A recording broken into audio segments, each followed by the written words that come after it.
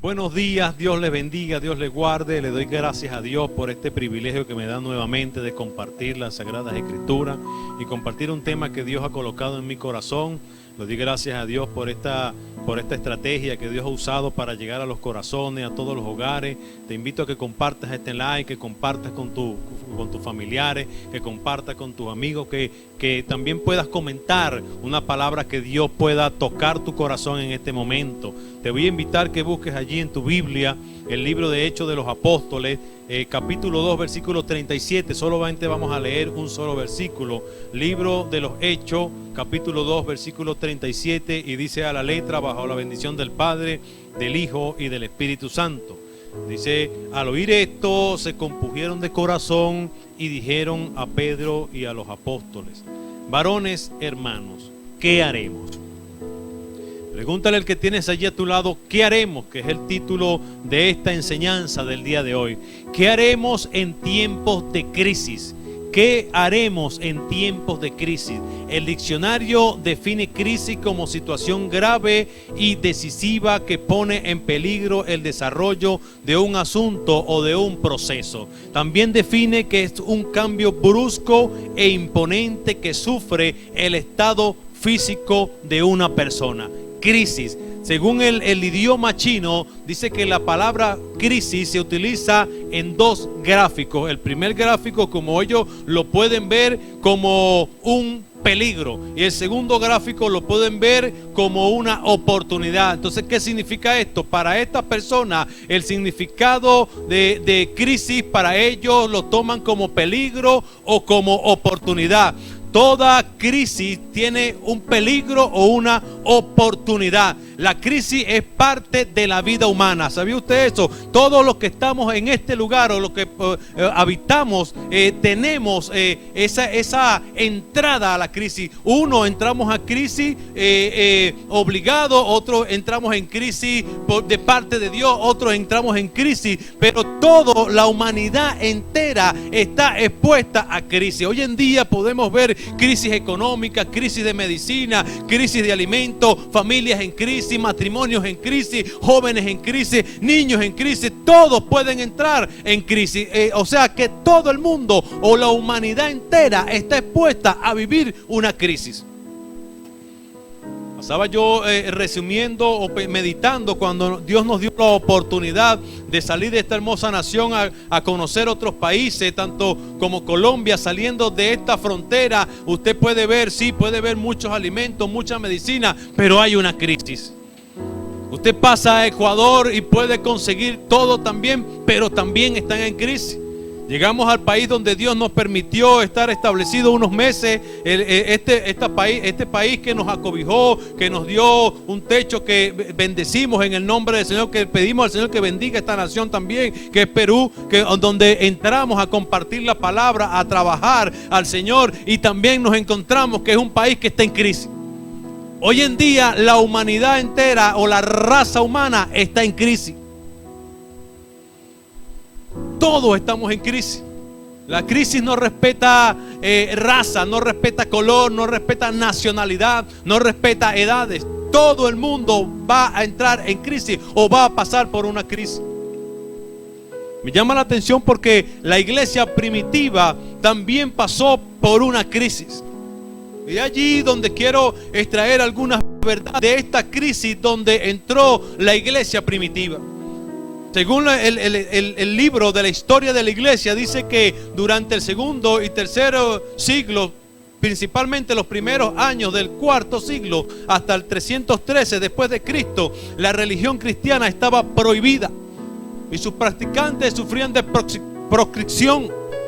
Sin embargo, la mayor parte del tiempo la espada de la persecución estaba envainada. Apenas molestaba a los discípulos y sus observaciones religiosas.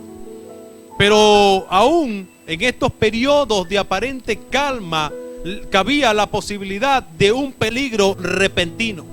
Siempre que un gobernante se convirtiera o se antojara de ejecutar edictos con algunos cristianos prominentes que daban testimonio abiertamente y con valor. Hubo, sin embargo, varios periodos, largos y cortos, que a través del Imperio Romano buscaban o se exponía la iglesia para aplastar la fe del creyente o la fe de los que estaban procesando el evangelio en este entonces. Se produjo un episodio de persecución, se produjo un episodio de crisis. Dice que los que procesaban el evangelio para esta época, para estos siglos, para estos primeros siglos, eran considerados traidores, eran considerados malhechores, que es lo que significa la palabra proscripción. Dice que viene del verbo y se refiere a prohibir algo, una costumbre, o echar afuera a alguien de su patria. Dice que eran considerados malhechores o traidores. La persecución del primer siglo, de estos siglos, direccionado por este emperador llamado Claudio Nerón, un hombre que se deleitaba con la muerte de los cristianos, que a mano de este hombre murieron muchos creyentes y algunos apóstoles. El libro de los Hechos narra esta gran crisis que comenzó nuestra iglesia en los primeros tiempos. El libro de los Hechos es una crónica del origen y de la expansión de la iglesia. O sea que la crisis trae expansión. La crisis trae una expansión. Alguien dijo que la crisis es la plataforma para las oportunidades. Mi alma te alaba, Señor. Leímos el capítulo 2 del libro de los Hechos. Capítulo 2, versículo 37, dice: al oír esto se compusieron de corazón y dijeron a Pedro y a otros apóstoles: varones hermanos, ¿qué haremos? Allí mismo Pedro les contesta y le dice: arrepentíos y bautícese cada uno de vosotros en el nombre de Jesucristo para el perdón de pecado, y recibiréis el don del Espíritu Santo. ¿Qué haremos en medio de esta crisis? Dice que en el medio de esta crisis ellos preguntaban: ¿qué haremos? Acuérdense que cuando usted lee el primer capítulo del libro de los Hechos, narra la ascensión de nuestro Señor Jesucristo a los cielos. Me imagino que todos, cuando el Señor se fue, quedó como quien dice ese vacío, quedó esa soledad, esa incertidumbre, y comienza esta persecución, comienza la expansión, comienza el Imperio Romano a levantarse en contra de la iglesia, comienza la persecución contra los creyentes de Jesucristo. Y he allí esa pregunta: ¿qué haremos? ¿Qué haremos en tiempo de crisis? Dice que esta gente fueron perseguidos. El Imperio Romano intentaba aplastar la fe del creyente. Es allí donde el imperio amedrentaba, donde el imperio causaba crisis.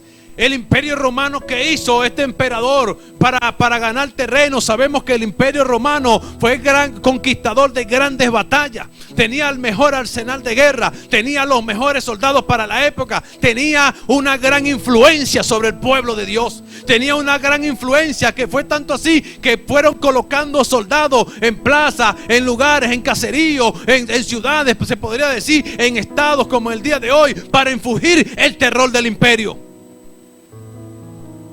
El Imperio Romano vino a causar crisis en la iglesia. Déjame decirte que desde que decidiste creer en Dios, te convertiste enemigo del imperio infernal de la fuerza de las tinieblas. Pero te tengo una noticia, amada iglesia. Mi alma te alaba. Te tengo una noticia. Según el escritor, dice en Colosenses capítulo 2, versículo 8, del 8 al 15, dice: mirad que nadie os engañe por medio de filosofías y huecas sutilezas, según las tradiciones de los hombres, conforme al rudimiento de este mundo. Aquí el escritor comienza este capítulo diciéndole a la iglesia que nadie te engañe, que nadie, no te dejes persuadir por lo que se está moviendo en el mundo, por la crisis espiritual, por la crisis económica, por la crisis de medicina, por la crisis. Ay, mi alma te alaba. No te dejes seducir según los rudimientos del mundo. Aquí el escritor sigue diciendo: y no como Cristo, porque en Él habita corporalmente la plenitud de la deidad, y vosotros estamos completos en Él. Estamos completos en Cristo Jesús. Estamos completos en Él. Me llama la atención porque dice aquí la carta a los colosenses: y vosotros estáis completos en Él, y Él es la cabeza de todo principado y de toda potestad, en la cual fuiste circuncidado con circuncisión no hecha de mano de hombre, al echar vosotros el cuerpo pecaminoso carnal en la circuncisión de Cristo, sepultados en el bautismo, el cual fuiste también resucitado con Él mediante la fe en el poder de Dios que le levantó de los muertos. Y vosotros, estando muertos en pecado y la incircuncisión de vuestra carne, os dio vida juntamente con Él, perdonándonos. Mire lo que dice aquí: perdonándonos todos los pecados y anulando el acta de los decretos que nos era contrario contra nosotros, quitándolo del medio y clavándolo en la cruz, despojando todo principado, todo gobernador de la tiniebla. Mi alma te alaba. Por eso vengo a decirte en esta hora que en medio de la crisis Dios tomó una estrategia y envió al único, al soberano, al invencible Jesucristo a la tierra. Lo llevó y lo puso en el medio, le dio jaque mate a la fuerza de la tiniebla. Le dijo: estás muerto, aquí pongo al mío, este es el ganador. Puso en jaque mate al imperio satánico. Todo lo que ha venido a causar crisis en tu hogar, todo lo que ha venido a causar terror, todo lo que ha venido a causar miedo, Cristo descendió. Oh, mi alma te alaba. Oh, personalmente aquí estoy de parte del reino. Aquí hay, Señor amado, fuiste sepultado juntamente con Él. Eso quiere decir que eres una entidad celestial por medio de la cruz de Cristo. Mi alma te alaba, Señor. El imperio se levantó. Déjame decirte algo, que en el medio de esa crisis Dios está obrando. Tal vez la gente no podía identificar que cuando Cristo ascendió, inmediatamente dice la Biblia que el Espíritu Santo descendió de los cielos para darte poder, para que resistas esto, para darte valor, para ungirte, para apartarte en el nombre del Señor. Quiero en esta mañana tan maravillosa darte algunos consejos. Pero antes de darte los consejos, me llama la atención porque el salmista dice en el Salmo 34 que los ojos de Jehová están sobre los justos y atento a sus oídos al clamor de ellos. Primera carta del apóstol Pedro, capítulo 2, versículo 13 versículo 12: porque los ojos del Señor están sobre los justos y sus oídos atentos a la oración, pero el rostro del Señor está contra de aquellos que hacen el mal. En el medio de esta crisis, no sé qué imperio se ha levantado allí. No sé qué imperio se ha levantado en tu hogar, en tu familia, en tus hijos, en tu economía. No sé qué imperio puede haberse levantado, pero déjame decirte que los ojos de Jehová están sobre ti. Los ojos de Jehová están sobre tus hijos, sobre tu salud, sobre tu familia. Los ojos de Dios están sobre toda esta nación. Los ojos de Dios están sobre todo el globo terráqueo. Déjame decirte eso en esta hora, en el nombre del Señor. No te sientas intimidado. No te sientas intimidado. El primer consejo los voy a ilustrar en el Evangelio según San Marcos, capítulo 15, versos 33 al 39. Dice: cuando vino la hora sexta, hubo tinieblas sobre toda la tierra hasta la hora novena. Y la hora novena Jesús clamó a gran voz diciendo: Eloí, Eloí, lama sabactani, que traducido es: Dios mío, ¿por qué me has desamparado? Y algunos de los que estaban allí al oír decían: mirad, llama a Elías. Y uno corrió empapando una esponja de vinagre y poniéndolo en una caña, y le dio de beber diciendo: dejad, veamos si viene Elías a bajarte. Mas Jesús, dando gran voz, expiró. Entonces el templo, el manto del templo se rasgó en dos, y el centurión que estaba frente a él, viendo que después de clamar había expirado, así dijo: verdaderamente este es el Hijo de Dios. Creo fielmente que esta fue la mayor crisis en el mundo. Cristo cargando todo el pecado de la raza humana. Cristo, nuestro Señor Jesucristo, clamando y pidiendo ayuda. Dice que era la hora novena y el cielo se oscureció. Entró un momento de depresión, un momento de tiniebla, un momento gris. El cielo gris, la gente puede experimentar momentos de depresión, momentos de soledad, momentos de miedo, momentos donde no hay salida, no hay escapatoria, estoy acorralado. Pero en ese momento el Cristo resucitado tomó la oportunidad, o tuvo la oportunidad de clamar al Padre. Yo no sé cuál es tu oscuridad ahora. Yo no sé por qué momento tenebroso puedes estar pasando ahora. Yo no sé cuál es tu momento de oscuridad. Yo no sé cuál es tu momento de terror, de miedo, de angustia. Pero vengo a decirte en el nombre del Señor Jesucristo: clama. Clama, dice el Señor. Clama a Él en ese momento de oscuridad, en ese momento de miedo, en ese momento de terror. Clama, iglesia. Nos queda otra cosa que clamar. Clama al Dios de los cielos. Por eso el profeta Jeremías dice: clama a mí y yo te responderé. Te enseñaré cosas grandes, dice el Señor, y ocultas que tu corazón no conoce, que no ha visto tu corazón. Por eso en esos momentos de miedo, todos sufrimos momentos de miedo, todos sufrimos pánico, terror, angustia, incertidumbre. Es allí donde el imperio satánico intenta aplastar la fe, no intenta quitarnos esa virtud que tenemos de clamar al Padre. Tenemos el acceso directo de entrar al trono de la gracia y clamar al Dios de los cielos en medio de la angustia, de la sequedad, de toda desesperanza. Tenemos la oportunidad que Dios nos dio y nos hizo acepto a clamar al Padre. Tenemos esa virtud de parte de Dios. Así que clama, iglesia. No permitas que las circunstancias que nos rodean quiten nuestro clamor al Rey.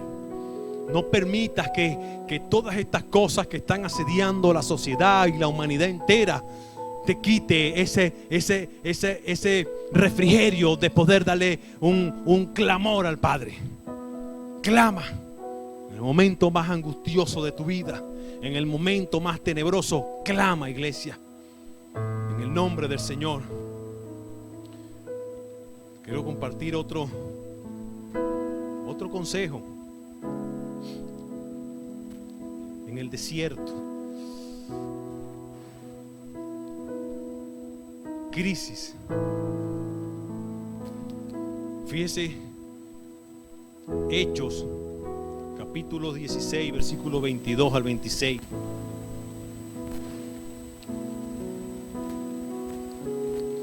Y se agolpó el pueblo contra ellos y los magistrados, rasgándole la ropa y azotándole con vara. Después de haberle azotado mucho, le echaron en la cárcel, mandándole al carcelero que los guardase con seguridad, el cual le recibió este mandato. Los metió en el calabozo más adentro y les aseguró los pies en el cepo. Pero a medianoche, orando Pablo y Silas y cantando himnos a Dios, los prisioneros oían. Entonces sobrevino de repente un gran terremoto, de tal manera que sacudió los cimientos de la cárcel a los presos que oían. Y al instante se abrieron todas las puertas y las cadenas, y todos se soltaron. Dice la Biblia, cuando nosotros leemos este pasaje, dice la Biblia que Pablo y Silas estaban haciendo un trabajo de evangelismo. Estaban predicando al Señor, estaban predicando del reino de los cielos, estaban predicando de la bondad de Jesucristo, estaban predicando de las maravillas del Señor, estaban siendo testigos de lo que Cristo hizo en su vida y estaban compartiendo este mensaje. Pero dice la Biblia que a estos dos hombres también se les levantó los dos imperios: el imperio que estaba predominando en ese entonces y el imperio satánico. Porque dice la Biblia que había una joven que estaba siendo usada por un espíritu de adivinación y los acusaba o los delataba o los señalaba diariamente. Y esto era tal constante que este hombre se ha volteado y le ha dicho al espíritu: sal de ella. Este hombre en el espíritu habló al espíritu inmundo que estaba operando allí, y esto desató este levantamiento del imperio. Porque dice que le quitaron la fuente de ingreso a esta persona. Dice que esta mujer quedó libre al instante. Pero estos dos hombres fueron llevados ante el estrado, ante el imperio, para ser acusados por una verdad. Esto es contraproducente. Fueron acusados por una verdad. ¿Cuál fue la verdad? Que quedó libre. Fue la verdad. Quedó libre y fueron usados por el poder de Dios. Pero entraron en una situación de crisis.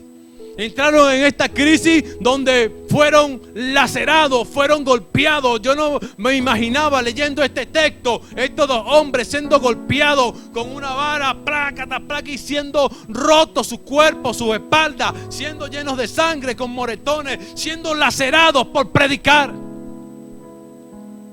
Y adicional a eso, fueron encerrados en una cárcel de máxima seguridad.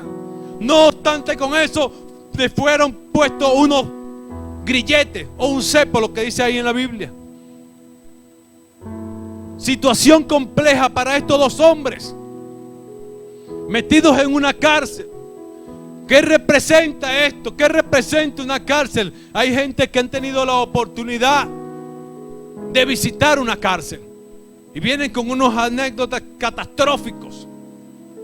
Las cárceles representan estos lugares de tormento, lugares de acusación, lugares de depresión, lugares de llanto, de dolor. Mire, tal vez estos hombres lo metieron en un calabozo donde eso estaba frío, estaba húmedo, estaba hediondo, había plaga, había mosquitos, había cualquier clase de animal rastrero allí en ese lugar. Había, qué sé yo, hombres presos también en ese lugar, lo relata la Biblia, porque dice que estaban allí y los demás escuchaban.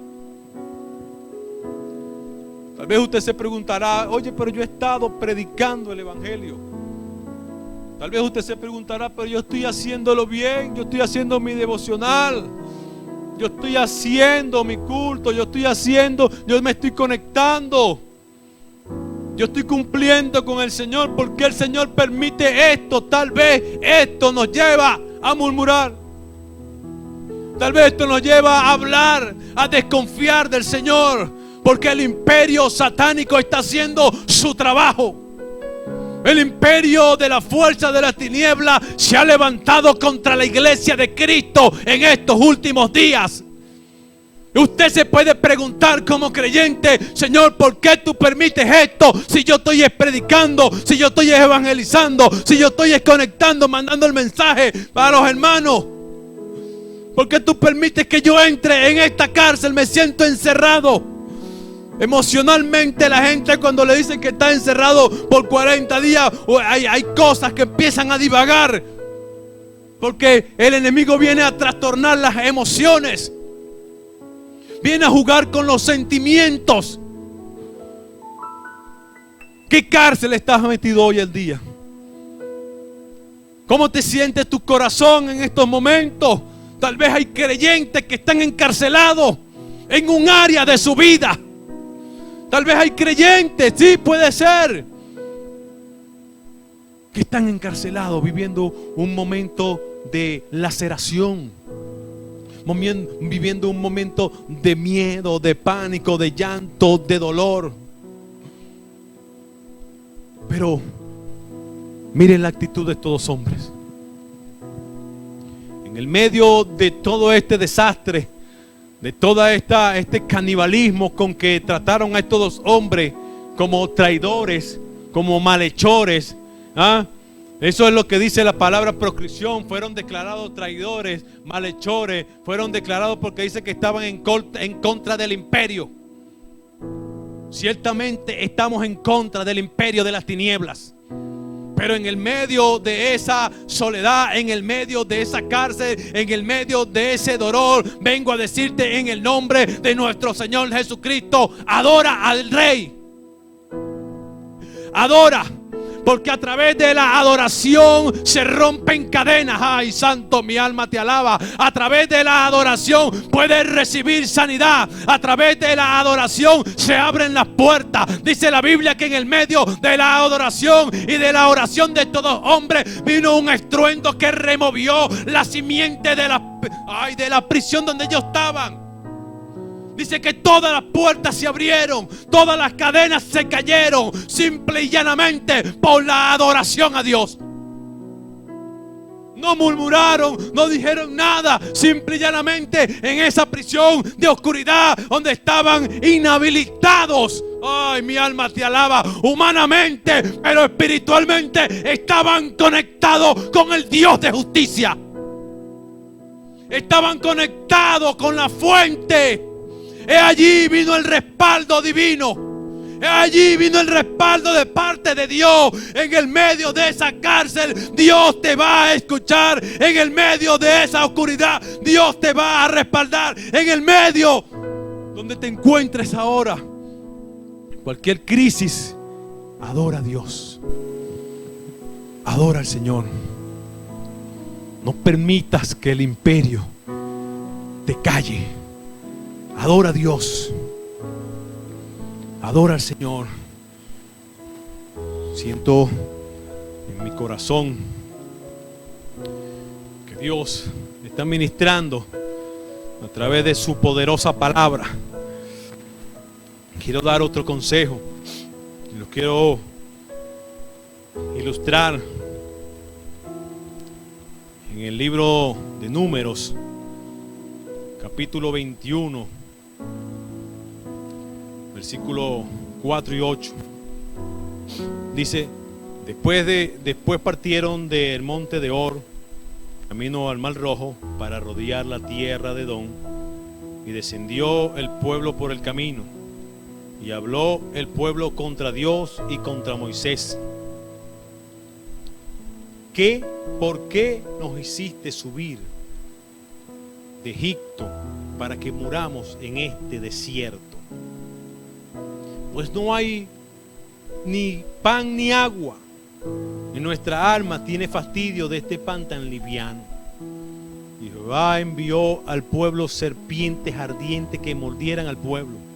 Y murió mucho pueblo de Israel, dice la Biblia. Entonces el pueblo vino a Moisés y dijo: hemos pecado al hablar en contra de Jehová y en contra de ti. Ruega a Jehová que quite de nosotros esta serpiente. Y Moisés oró por el pueblo. Y Jehová dijo a Moisés: haz una serpiente ardiente y ponla sobre un asta, y cualquiera que fuese mordido y mirara a ella, vivirá. Mire, el pueblo de Israel, el pueblo de Dios, pero fueron sacados de un lugar y la trayectoria fue por el desierto. Una cosa es cuando yo me meto en el desierto y otra cosa es cuando Dios me envía al desierto. Me gusta esta ilustración porque dice que yo puedo hacer un jardín en el desierto, sí, pero Dios puede convertir mi desierto en un jardín. Yo no sé si usted entendió eso. Dios puede convertir mi desierto en un jardín. Este pueblo de Dios escogido, fue sacado de la tierra y llevado al desierto. Pero en el desierto se desató murmuración, se desató queja, se desató incomodidad, se desató calor, ya no se soportaba uno con otro. Usted se imagina estar en un desierto, camina y camina y camina, donde el alimento no le sacia, donde la sed, donde el agua no le quita la sed, no le calma, no le trae el refrigerio, donde empiezan los choques, donde empieza la habladuría, donde empieza el cuestionamiento, donde empieza a señalar: mire, estos hombres o este pueblo se levantó primeramente contra Dios. El pueblo de Dios se levantaron contra el líder. En estos momentos es posible que hayan iglesias que se han levantado en su corazón contra sus pastores. En estos momentos es posible que hayan personas murmurando de las personas que están dentro de las iglesias. ¿Por qué no hacen esto? ¿Por qué? Mire, ¿por qué no? Oye, ¿por qué no hacen una visitadita? Oye, necesitamos que nos visiten, necesitamos que traigan un pan nuevo. Estamos cansados de esto. Han levantado calumnia en contra de Dios y en contra de pastores, en contra de líderes. El pueblo de Dios, porque este era el pueblo de Dios. Usted y yo somos el pueblo de Dios. Tal vez hemos calumniado o hablado más de la cuenta. Dios usó una estrategia. Serpiente, papá. Caía uno, caía el otro, del pueblo de Dios. Moría uno y moría el otro, del pueblo de Dios, lo dice la Biblia. Dice, y murió mucho pueblo de Dios. Usó esta estrategia. Cuando se ven acorralados por la serpiente, van al sacerdote. Mire, papá, reconocemos que hemos hablado mal, que hemos murmurado, hemos hablado más de la cuenta. Nos desesperamos, chicos, estamos desesperados, no encontramos qué hacer en medio de estas cosas que nos están rodeando, de esta serpiente, de esta crisis que puede representar la crisis, el hambre, que puede representar el crisis, este virus que está rodeando a la humanidad entera, este virus que ha sacado a mucha gente de su lugar, a hablar, a blasfemar, a señalar a gente de Dios. Y reconocieron su error y clamaron: Moisés, vamos a ver qué puedo hacer. Me imagino que entró a su aposento y clamó al Dios de los cielos. Dios le dio la solución. Hazte una serpiente de bronce, papá, y todo el que mire allí será sano. El que sea picado de serpiente, ve a la serpiente. Es algo como contraproducente. Pero todo el que sea picado, el que esté intoxicado, el que esté envenenado, el que esté intoxicado, ve a la serpiente y será sano y vivirá. Hicieron pues lo que Dios estableció a través de Moisés. Y comenzaron a ver un acto de fe, porque simple y llanamente era un acto de fe, de ordenanza, de obediencia. Es allí donde entra este lema nuestro de iglesia, que en la obediencia está la bendición. En la obediencia, fueron obedientes, hicieron esta ilustración o esta serpiente de bronce. Decía un comentarista que la serpiente de bronce no podía estar en un asta recto, sino que tiene que tener forma de cruz para que la serpiente se pudiera sostener y no se cayera. Forma de cruz, del prototipo de la salvación para nosotros, para la humanidad entera. La calumnia frena la bendición. La murmuración frena la bendición. El cuestionamiento frena. Mire, en el medio de ese desierto Dios está obrando. En el medio de ese desierto donde puede llegar esta expresión a nuestra mente o a nuestros corazones. ¿Por qué Dios nos sacaste de donde estábamos para traernos a este lugar? ¿Por qué Dios, si estábamos cómodos allá, estábamos comiendo? ¿Por qué nos viniste a pasar hambre? Nos pusiste a pasar hambre acá. Tenemos sed, tenemos hambre, ya esto no nos sacia. Oye, me encanta como dice el capítulo 8. Dice, capítulo 8, versos 2, dice: y te acordarás de todo el camino donde te ha traído Jehová tu Dios en estos 40 años del desierto, para afligirte, para probarte, para saber lo que había en tu corazón, si habías guardado o no el mandamiento. Dios permite la entrada en el desierto para probar nuestros corazones.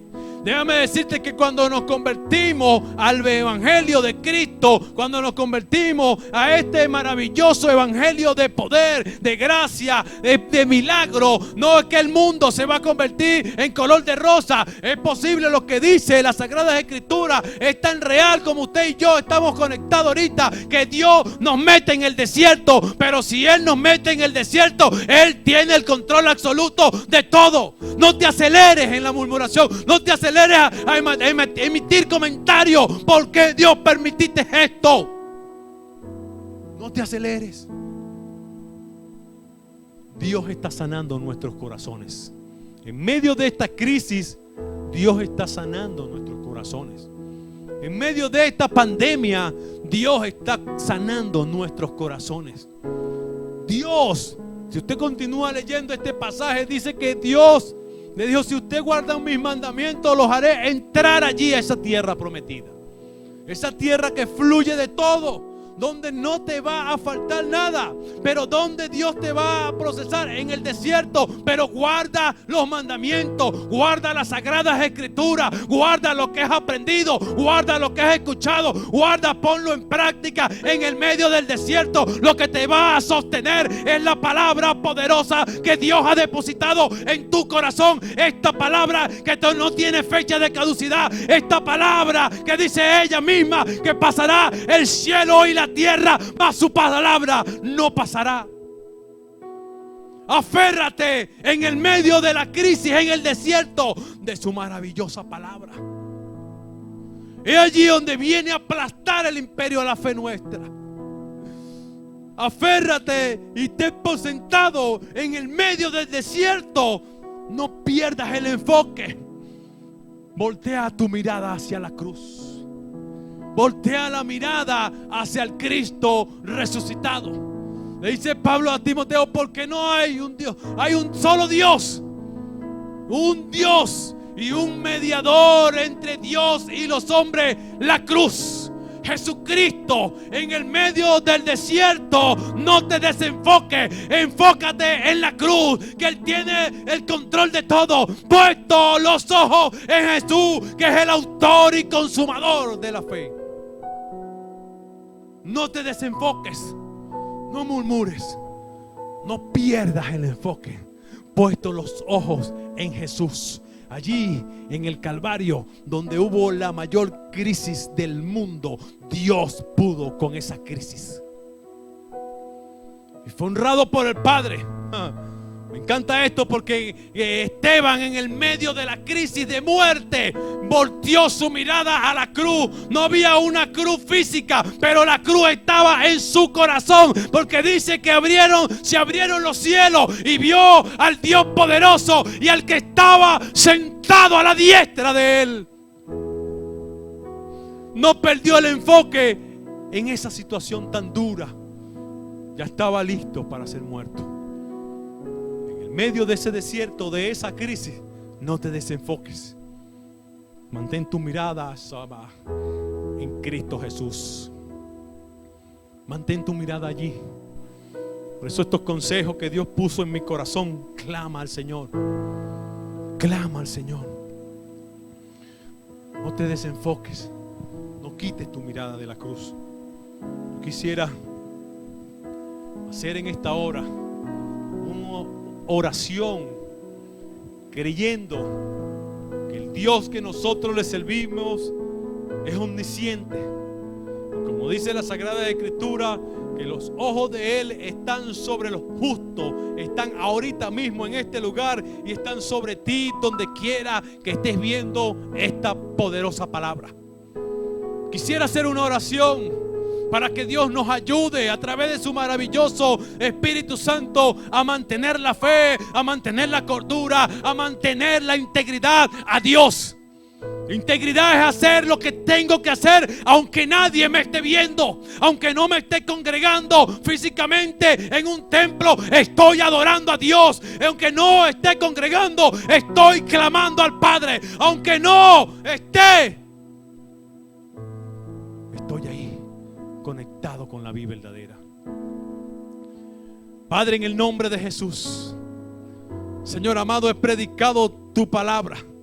Gracias te doy por esta estrategia que tú estás usando hoy en día para llegar a los corazones, para llegar a los hogares. Dios, te pido que esta poderosa palabra que tú has puesto en mi corazón, Señor, sea de edificación para la iglesia. Tú conoces a todos, Señor, toda tu iglesia, tú la conoces. Tú conoces, Señor, lo que están pasando, momentos de sequedad, momentos de vacío, momentos de dolor. Oh, buen Dios, en esta hora te pido que tú desciendas con poder, con tu potencia Salvador ahora, Dios, que traiga ese refrigerio en el medio de estos desiertos. Cada uno, Señor amado, que es distinto desierto que puedan estar pasando, sea usted, Dios del cielo, enviando ese refrigerio, enviando una palabra poderosa, enviando, Señor, la medicina, enviando sanidad a tu pueblo, Dios amado. Por eso, Señor, hoy predicamos tu palabra, predicamos de tu potencia salvadora. Padre de la gloria, todos los amigos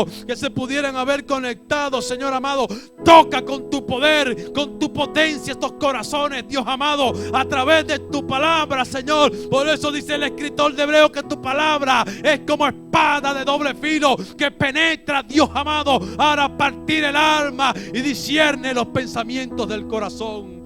Dios bueno, a ti la gloria y la honra, Señor, por los siglos de los siglos. Amén y amén.